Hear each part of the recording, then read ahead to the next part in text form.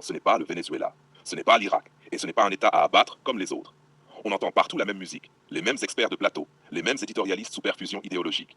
Open quote, l'Iran va s'effondrer, le régime est à bout de souffle, ce sera comme l'Irak, comme la Libye, comme le Venezuela. Close quote, mensonge, paresse intellectuelle ou manipulation assumée.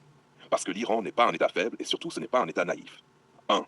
L'erreur fondamentale de l'Occident, croire que tout le monde lui ressemble. L'Occident raisonne toujours avec le même logiciel. Économie d'abord, opinion publique ensuite, armée en dernier recours. Mais l'Iran n'a jamais joué à ce jeu. Là où le Venezuela s'est effondré par dépendance, là où l'Irak s'est désagrégé par infiltration, l'Iran s'est blindé par anticipation. Anticipation des sanctions, anticipation des sabotages, anticipation de la trahison interne. L'Iran n'a pas attendu d'être attaqué pour se structurer. Il s'est construit comme un État assiégé dès le départ. L'illusion du peuple contre le régime.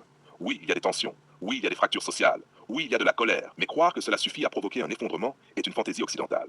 Pourquoi? Parce que l'Iran n'a jamais laissé son armée devenir un simple outil administratif. Les gardiens de la révolution ne sont pas une police politique. Ce sont une colonne vertébrale idéologique, militaire et économique. En Irak, l'armée s'est dissoute. En Libye, elle s'est fragmentée. Au Venezuela, elle s'est marchandée. En Iran, elle est indissociable du système. Tu ne fais pas tomber le régime sans déclencher un conflit interne massif. Et ce conflit, l'Iran l'a intégré dans son calcul depuis 40 ans. Le pétrole n'est pas une faiblesse iranienne, c'est une arme. On aime répéter. Open quote. Les sanctions vont étouffer l'Iran. Close quote. Faux. Les sanctions ont fait muter l'économie iranienne, pas l'effondrer. L'Iran a appris à vendre autrement, commercer discrètement, contourner légalement, illégalement. Résultat, une économie moins élégante mais résiliente. Le Venezuela, lui, s'est suicidé économiquement. L'Irak a été démantelé économiquement. L'Iran, lui, a appris à survivre sous pression. Et surtout, l'Iran sait une chose que l'Occident refuse d'admettre. Open quote. S'il tombe, le marché mondial de l'énergie tremble. Close quote. Et ça, personne ne le veut vraiment. 4. La vraie peur n'est pas l'Iran. C'est le précédent donc. Le problème n'est pas que l'Iran résiste. Le problème, c'est ce qu'il symbolise. Un État non aligné, sanctionné, encerclé et toujours debout.